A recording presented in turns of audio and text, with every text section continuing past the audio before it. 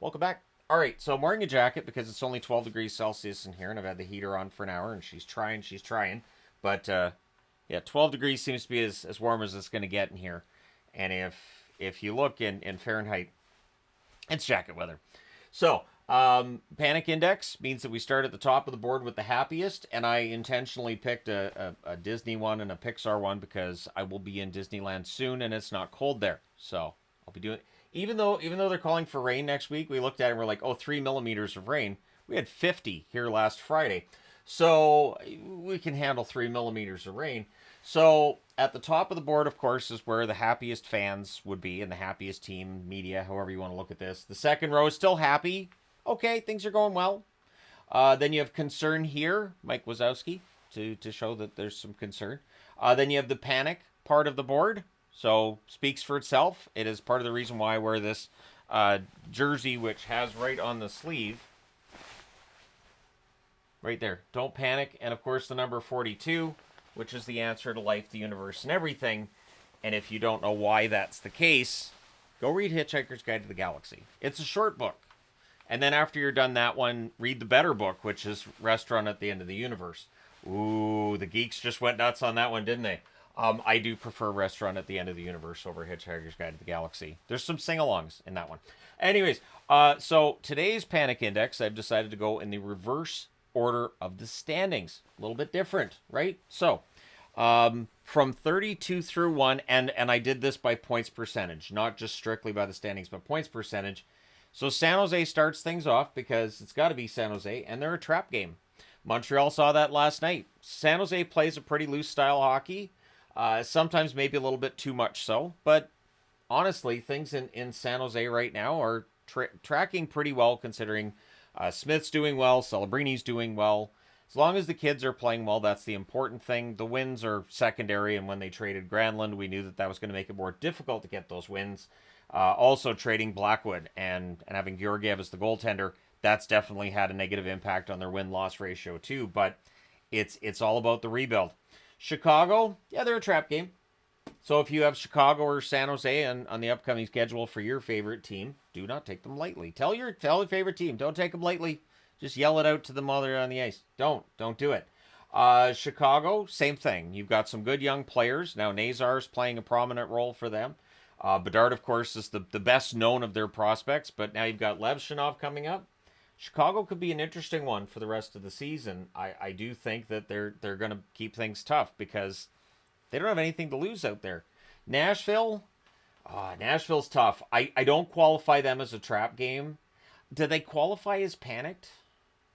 I'm going to put them next to the panic face. I'm not sure where else to put Nashville because they're still finding ways to lose games.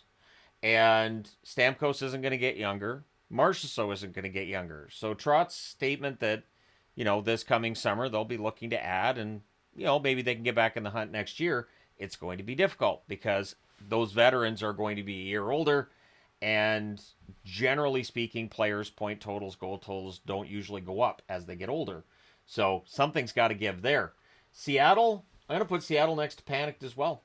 The Seattle Kraken were expected to be better than this.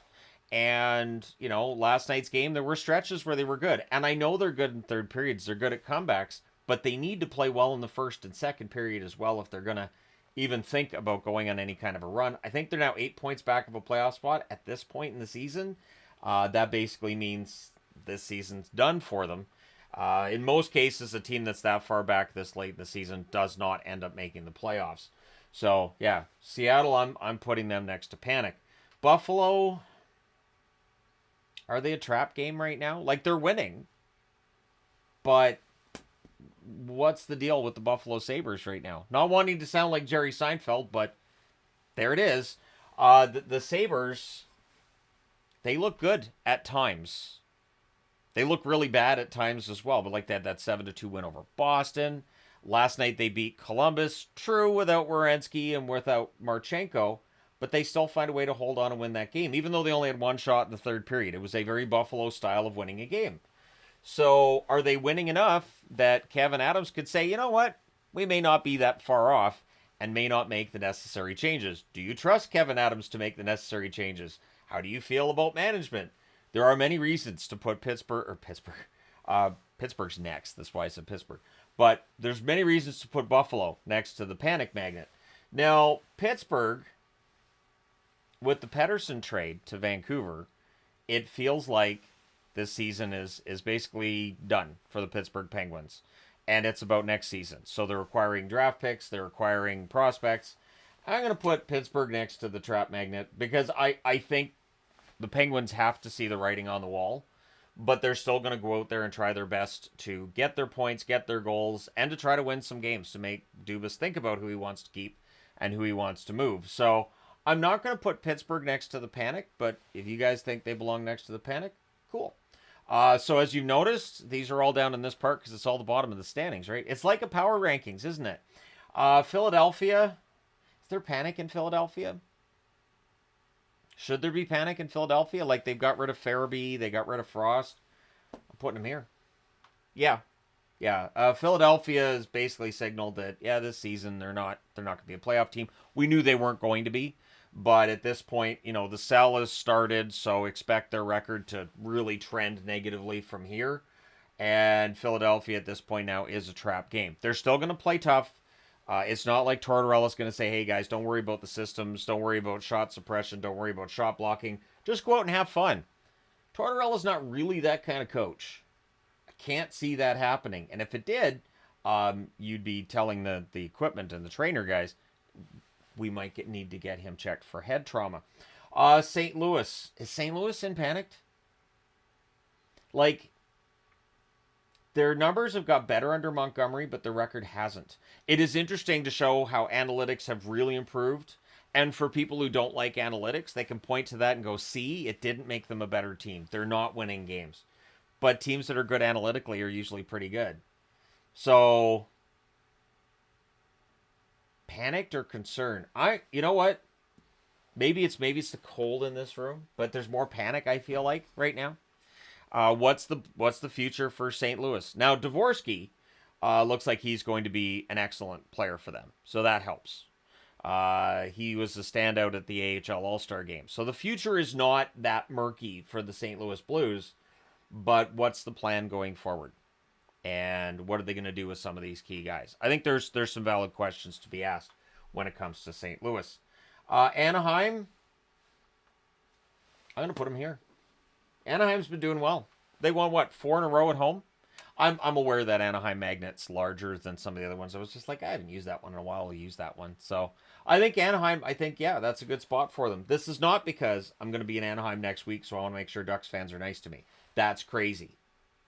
Doesn't hurt, though, does it? At any rate, Anaheim, I feel like that's the right spot for them right now. So we'll see what the future looks like for them. But I think it's pretty bright. Utah. Not concerned. Concerned feels wrong. Not panicked. It does feel like Utah at this point is here in that trap region. Utah's not making the playoffs. I would be very surprised if Utah went on a run from here. I'd be pleasantly surprised because there are a lot of players on that Utah hockey club who I liked when they were in Arizona, so there's reason for me to root for some of these guys come playoff time should they get there. I don't think Utah does, but they're playing well enough that if you take them lightly, they'll beat you. So, I'll put Utah down in the trap area of the board. Montreal, I'm going to put them there. Montreal beats San Jose last night. I'm already seeing articles about, good hard-fought victory, and I'm thinking to myself, but it's San Jose. So, they lost to Anaheim. They beat San Jose. The Montreal Canadiens, a few weeks ago, it looked like, this team's going to be, running towards a playoff spot. Maybe they end up getting there. Maybe they don't, but they'll be close. And they've kind of backed off since then. So I can see some concern. I'm putting them in the middle of the board. I don't feel like happiness is right. I don't feel like panic's right either. You've got a lot of good young players that have developed really well, but I'm going to put them under concerned. The Rangers belong there too, don't they? So they get JT Miller back. It does not immediately make them a contending team, of course. It does improve things, I think, for them. I think he's a piece that they needed. I think that trade benefited both teams. I know when I say that, people say, oh, he's a Canuck fan. Of course he'd feel that way. No, I say that about a lot of trades. I can understand it from both points of view. So hopefully Miller keeps things rolling from here. But they're losing often enough that there has to be some concern with New York. I don't think it's panic. I don't have the anger magnet on the board because I don't feel like there's any angry fan bases right now. People are going to get all grumbly because I said that. But anyways, yeah, the Rangers. I'm going to put them in concern. The Islanders. Things are pretty good for the Islanders right now. Yeah, and then they beat Vegas last night too. So the Islanders have had one loss in their last 9 games. Yeah, things are going really well for the Islanders. They've dragged themselves back into the hunt for a playoff spot. Are they going to get there? I have my doubts they actually get there, but there's a spot there for the taking should they decide to grab that. So if they can keep going on the trajectory they've been on, you just never know. Boston, I'm going to put Boston under concern. Bruins, same thing. Like last night, they beat Minnesota 3-0. But are there reasons for concern with the Boston Bruins? I will say yes. Absolutely, there are reasons for concern with the Boston Bruins. So, yeah, concern I feel like is the right spot for them. Columbus, so with the injuries, that pulls them down off the top row. I'm going to put them here. Because Columbus has still played really well. They've had a really good track record recently. Yes, they lost to Buffalo last night.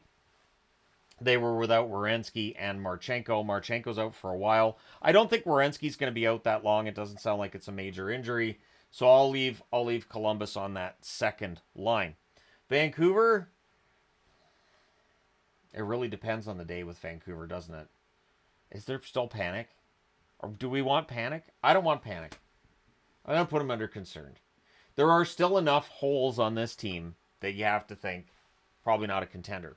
But there's enough things that have been trending in the right direction over the last couple of weeks that I don't think if you're a Canuck fan right now and you're thinking, should I be hopeful? Yeah, I think so. Heedle's fit in pretty well. He's clearly happy to get a change. There are a lot of players I think that would love a change of scenery, just that trades are as rare as they are now, so you don't see those changes of sceneries. The changes of scenery, that's better. Changes of scenery when you need them. I'm just going to blame every misspeak on the cold. Even if I'm on the other set, which I will be for other videos as well. So don't be surprised when I'm taking this computer and microphone and everything and moving it back and forth between sets. Just to make sure I get all the work done I need to get done before Sunday. But yeah, Vancouver, I feel like concern is probably the right level. Myself, as a fan, I'm kind of leaning towards here, but I'm going to leave it under concern because that's to be more of a general thing. Calgary, the Flames lost last night, but I'm going to put the Flames there. They've still been winning enough that I think that, yeah, if the Flames are optimistic, adding Farabee and Frost helps. It tells the locker room, hey, and they've also let the locker room know we're not getting rid of our pending unrestricted free agents, which tells the locker room, I believe in you guys. So we've seen in the past where that can work, and we'll see over the next few weeks here whether or not that works for the Flames. If they can put together a really strong run into the break, and then a couple of weeks after the break, we could be talking about a playoff team pretty quickly here for Calgary.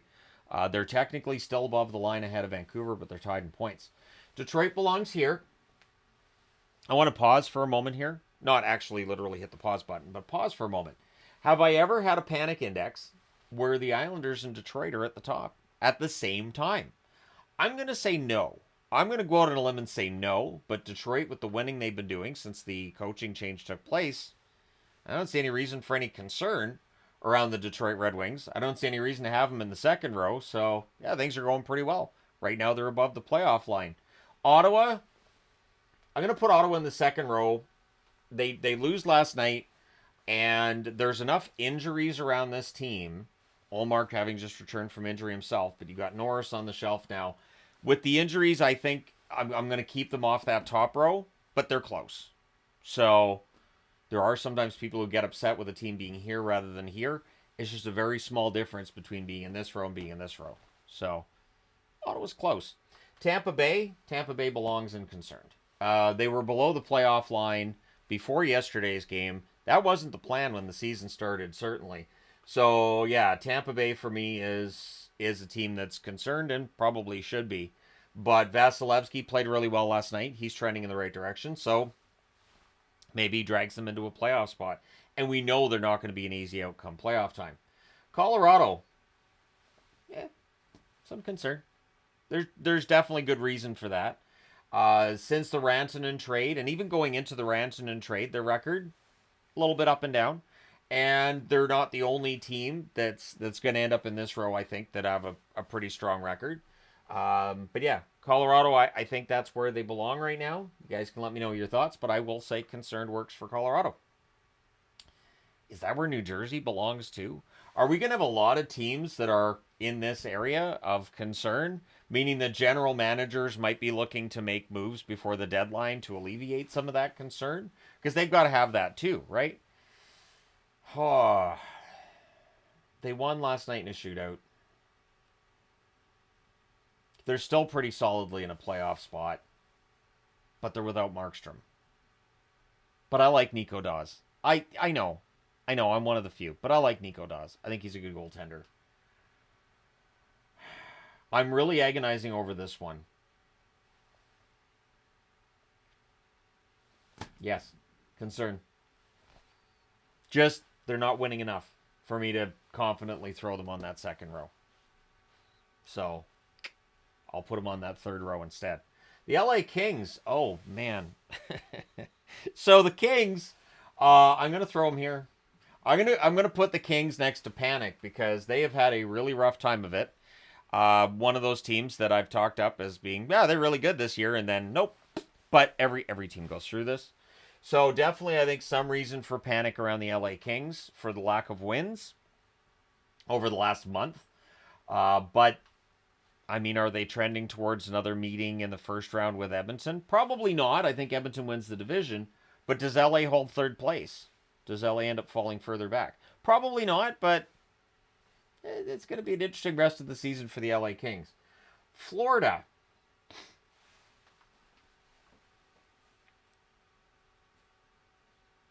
Are they winning enough for me to put them on the second row? They don't belong in the top row. They're the defending Stanley Cup champions, so you can't really say they're panicked. I think Florida goes into the concern row too. Mike Wazowski's got a lot of teams next to him. There's just something a little bit off with Florida. I did the video on Vegas today and on their recent struggles. The other team I was considering was Florida. Because Florida's definitely had their problems over the last little while too. So, yeah. Florida, I'm putting in that row as well. Minnesota Wild. Seriously. How many of the top teams in the NHL right now have reasons for concern? You know what? I'm gonna put it into full blown panic. The Minnesota Wild had a fantastic run. They looked like a contending team early in the season, and now it's just injury after injury, and then guys come back and other guys get hurt. Kaprizov's on the shelf again. I think there's reason for panic. I do. I think the Minnesota Wild are like last night against Boston. They got a lot of shots. I don't know how many of them were really dangerous. Swayman had a very good game with 35 saves, but yeah, I'm gonna put Minnesota there. I think that's where Minnesota belongs. Toronto. No reason for any kind of panic, I think, in Toronto. I think things are pretty good. Playoffs, well, the whole discussion of playoffs is out there. And of course, there's the opportunity they may have to play against Ottawa in the first round. I've missed the Battle of Ontario. I'd love to see it again. So I'm going to put Toronto on that second row. They got that solid win last night in Calgary. They're playing well, and so I don't see any reason to put them any lower than that. Carolina, they've been playing really well lately. I know they had a loss in their last game, but I don't want just that most recent game to necessarily dictate where a team is on the panic index. So Carolina, I think, belongs in the top row. You guys can let me know your thoughts on that one. They did lose against Winnipeg, but it's Winnipeg.